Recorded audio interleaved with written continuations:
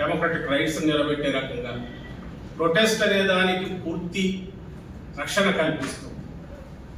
ఎందుకంటే spirit of democracy ultimately అసమ్మతి, decent, protest, అది చేయడానికి అవసరమైన స్పేస్ ఇవ్వాలి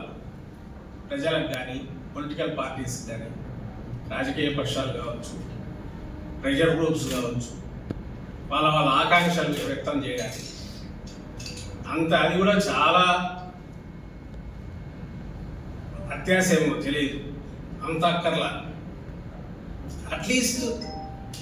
ప్రతిపక్ష పార్టీలకు సంబంధించినంత వరకు వాటికున్న హక్కులను కాలం రాయకుండా ఏ రకంగా ప్రొటెక్ట్ చేయాలనే దాంట్లో ఒక ఇండిపెండెంట్ స్టాండ్ కొంతలో కొంత తీసుకుంటుందని ఎక్స్పెక్ట్ చేస్తాం. అయితే ఈ ఏడాదిగా చూస్తే మీరందరూ గమనిస్తే తొలిగా ఎన్నికల ముగిసేటనానికి హింసతో మొదలైన పాలన, ఆ తర్వాత వైఎస్ఆర్ కాంగ్రెస్ పార్టీ నాయకులు, కార్యకర్తలు టార్గెట్గా ఎట్లా ఓపెన్గా అటాక్స్ జరుగుతూ వచ్చాయో చూసి మెల్లమెల్లగా పోలీసు అధికార యంత్రాంగం కావచ్చు కింది వరకు ఈ రోజుకు చూస్తే కానిస్టేబుల్ కూడా 100 మంది 1000 మంది బయట పక్కన విఆర్లో